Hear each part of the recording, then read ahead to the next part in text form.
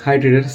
Trading में improve करने के लिए सिर्फ एक ही चीज़ कोई भी एक ट्रेडर करता है और वो कर सकता है कि वो बार बार फेल हो जाता है। तो उसको इम्प्रूव करने के लिए वही एक चीज़ है करने के लिए कि जो बार बार करके वो फेल हुआ है वो चीज़ को रिपीट ना करें। जो भी चीज़ उसने की है और जिससे वो नाकाम हो गया है, गलतियाँ, वो गलतियाँ ना करे ना करे ना करे। तो मैंने भी एक चीज़ सीखा कि जब भी मैं कोई भी ट्रेड करता था, कोई भी अगर पैटर्न देख लिया तो पैटर्न में मैं हमेशा कूद जाता था और मैं छोटा स्टॉप लॉस रखता था। इसके लिए मैं जल्दी आउट भी हो जाता था। कभी प्राइस एक्शन के हिसाब से भी अगर बराबर भी स्टॉप लॉस रहा तो भी बहुत बार आउट हो जाता था और बाद में देखता था निकल जाता था। 2-3 बार एंट्री एग्जिट हो जाती थी, फिर निकल जाता था, फिर ट्रेड करता नहीं था उसमें और बाद में देखता था मूवमेंट जैसे मैंने एनालिसिस किया है उसके हिसाब से आ गई तो जल जाती थी ना। तो एक बात तो समझ में आ गई थी कि मैं चूतिया हूँ और मैं कुछ तो यहाँ पे कर रहा हूँ, कुछ तो कर रहा हूँ। तो अपनी ट्रेडिंग तो सुधारनी है। कुछ इतना जो खोद के रखा है, इतना टाइम से जो खोद रहा हूँ, एक कुआं खोद रहा हूँ, जो पानी लगेगा, अभी तक नहीं लगा तो छोड़ तो नहीं सकता ना उस चीज को।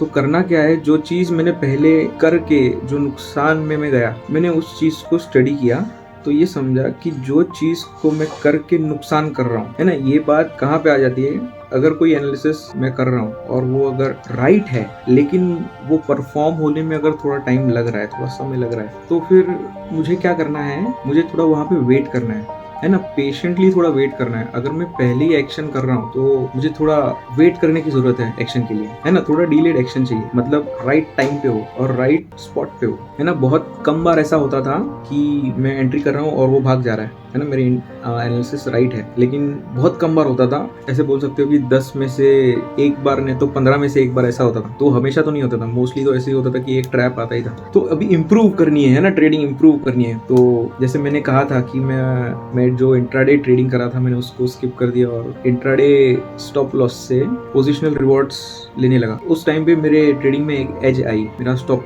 रिस्क रिवॉर्ड बहुत अच्छा बढ़ गया। मतलब एंट्री 5 मिनट टाइम फ्रेम से और एग्जिट अर्ली टाइम फ्रेम में। लॉस भी छोटा होता है और प्रॉफिट भी कम होता है, लेकिन रिस्क रिवॉर्ड अच्छा मिल जाता है ना। समझ में आ रही बात। प्रॉफिट भी कम ही हो रहा है लेकिन रिस्क रिवॉर्ड अच्छा मिल जाता है। कभी कभी अभी देखो इंस्ट्रूमेंट अपने लिए यहाँ पे 4 है, मतलब अभी अपने को मालूम है कि कोई भी स्टॉक अगर 2-4% 5% का मूवमेंट देने वाला है तो मेरे एटीट्यूड पे है कि मैं उसमें इक्विटी में जाता हूँ, फ्यूचर्स में जाता हूँ, ऑप्शन बाइंग में जाता हूँ या ऑप्शन सेलिंग में जाता हूँ। सिनेरियो के ऊपर भी है कि कौन सा प्राइस एक्शन है, कितने कन्फर्मेशन है, उस चीज़ के ऊपर ही अपने को अपना इंस्ट्रूमेंट चेंज करना चाहिए। नहीं तो फिर सबसे बेस्ट है इक्विटी, सबसे बेस्ट। मुझे ट्रेडिंग इंप्रूव करनी थी और मुझे मालूम पड़ा कि मेरा एक गलती है कि मैं पहले एक्ट कर रहा हूँ और जो चीज हो रही है वो बाद में हो रही है। तो फिर मैंने उसमें एक चीज ऐसे कर दी कि मुझे मालूम था कि पहले वाला जो पवन है वो चूतिया पवन है ना, ये फैक्ट है और मैं चूतिया था ही। तो जो पहले वाला पवन है वो कुछ तो चूतियापा कर रहा है, तो मैंने वो चूतियापे को ही मैंने एक एज अ कन्फर्मेशन लिया। मतलब मैंने क्या किया, मैं कोई भी पैटर्न देखूंगा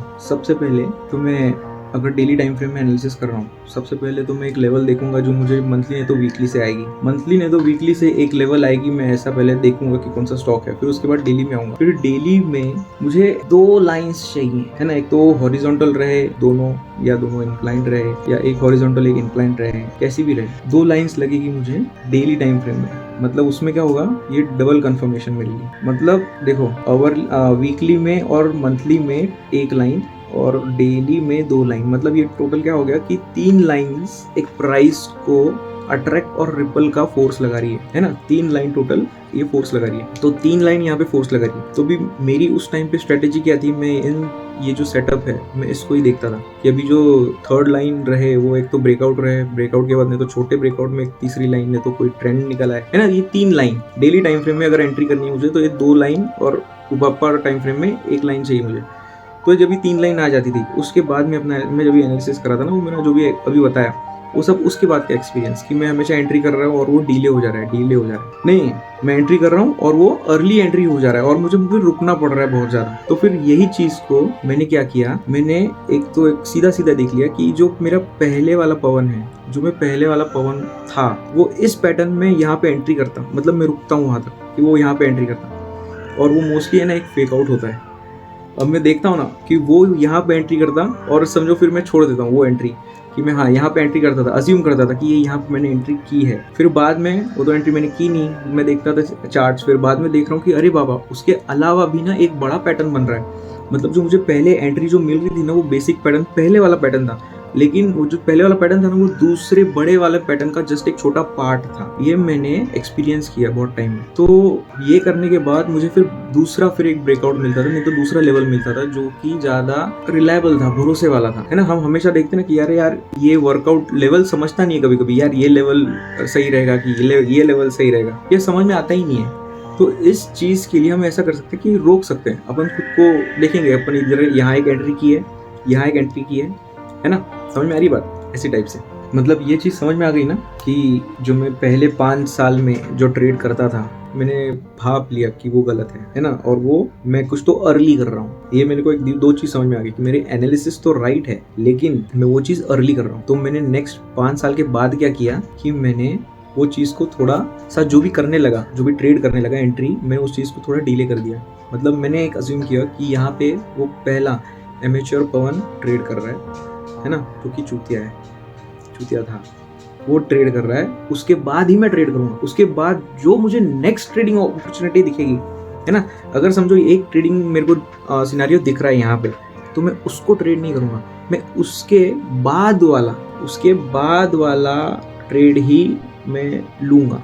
अगर कभी ऐसा होता है कि पहले टाइम में ही प्राइस भाग जाती है तो फिर ठीक है, लेकिन बहुत सारे लॉसेस रुक जाते हैं, ये देखा है मैंने। अगर तुम्हारे साथ भी ऐसा होता है कि तुम एंट्री कर रहे हो और स्टॉप लॉस हिट हो जा रहा है 1 बार 2 बार 3 बार, फिर उसके बाद वो मूव आ रही है एक्चुअल में, है ना, जो तुमने एनालिसिस किया है वैसे ही वो मूव आ रही है और जारी भी है, तो फिर तुम वहाँ पे एक चीज़ कर सकते हो, अपने आप को थोड़ा ब्रेक लगा लो, है ना।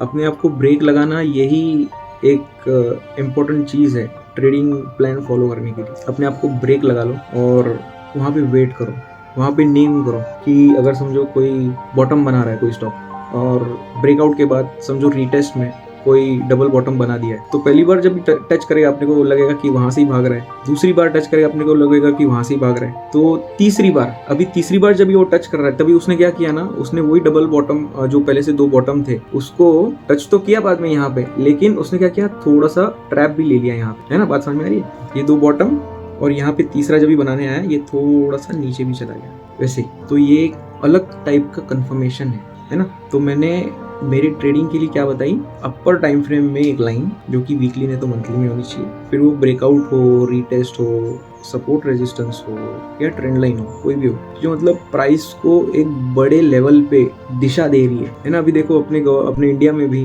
जो भी बड़े बड़े काम चलते हैं जो सालों तक चलते हैं, है ना, सालों तक कोई भी काम अगर चलता है, कोई कंस्ट्रक्शन का काम रहा, नहीं तो कोई भी काम, स्वच्छ भारत अभियान रहा, जो भी ऐसा कोई भी काम अगर गवर्नमेंट को अपने देश में लाना है, कुछ करना है, इंफ्रास्ट्रक्चर डेवलपमेंट रहा, अगर कुछ भी रहा यार, हर एक काम मैन्युफैक्चरिंग से लेके कोई सर्विस तक, कोई भी अगर कुछ भी करना है तो एक बड़ा टाइम फ्रेम लगता है उसमें। तो वो मतलब क्या है, अगर कोई भी डिसीजन हो रहा है तो मतलब वो इंडस्ट्री को एक थोड़ा सा डायरेक्ट कर रहे हैं, है ना, एक फोर्स कर रहे हैं कि हाँ ये डायरेक्शन में जानी चाहिए। वैसे ही मंथली नहीं तो वीकली टाइम फ्रेम से अपने को एक प्राइस के लिए एक डायरेक्शन मिलनी चाहिए कि बाबा हाँ ये वो डायरेक्शन में, तो अपन उसके बाद जो छोटे टाइम फ्रेम में जो भी पैटर्न देखेंगे, अपने को वो समझता है कि वो पैटर्न जो है वो बुलिश है कि बेरिश है। ये बहुत इंपॉर्टेंट है। आप जो भी अगर फ्लैग भी अगर ट्रेड कर रहे हो, नहीं तो ट्रायंगल ट्रेड कर रहे हो, ये बहुत इंपॉर्टेंट है। अगर वो ट्रायंगल ऊपर की तरफ ब्रेकआउट देता है तो आप उसको बुलिश ट्रेड करोगे, अगर नीचे ट्रेड कर ब्रेकआउट देगा तो आप बुलिश ट्रेड करोगे, ऐसा नहीं होता। वो पैटर्न समझ में आना चाहिए कि भाई ये बुलिश पैटर्न है, अगर ये नीचे की तरफ जाएगा तो ये ट्रैप है ना। कोई उसको अपॉर्चुनिटी एज अपॉर्चुनिटी नहीं देखेगा, वो उसको सिर्फ इतना देखेगा कि ये ट्रैप है और उसको आगे ही देखेगा। इसके लिए अभी जो ऐसा एनालिसिस करता है, हो सकता है कि उसमें बहुत कम ट्रेड्स मिले, लेकिन जो ये सारे ट्रेड्स हैं ना, ये डायरेक्शनल ट्रेड्स होते हैं, ये लंबे ट्रेड्स मिलते हैं, रिस्क रिवॉर्ड इसमें अच्छा होता है। मैं क्या देखता हूँ, मंथली टाइम फ्रेम में 1 लाइन या वीकली में, उसके बाद डेली टाइम फ्रेम में 2 लाइन, वो ब्रेकआउट हुई कैसी भी हुई, उसके बाद मैं एक ट्रैप देखूंगा। मतलब ये ट्रैप कौन सा होता है, जो मेरा वो चूतिया पवन जो ट्रेड करता है वो वाला चीज़ चाहिए, क्योंकि अगर मैं आज भी अगर वो वाला ट्रेड करूंगा तो मैं उसमें घुस जाऊंगा, है ना, मेरा नुकसान हो जाएगा उसमें। तो इसके लिए, और जो मैंने पैटर्न्स बताए थे 2132 ये और वो 17 पैटर्न्स, इट्स रियलिटी, है ना, हम उसको नेग्लेक्ट नहीं कर सकते। तो मैं उसमें ट्रैप देखूंगा एक, है ना, ये 3 लाइन और ये चौथा ट्रैप। अभी इसके बाद मेंटल स्ट्रेटेजी, ये हो गए 5 और 5 से बनी मुट्ठी, इससे मारता हूँ मैं पंच।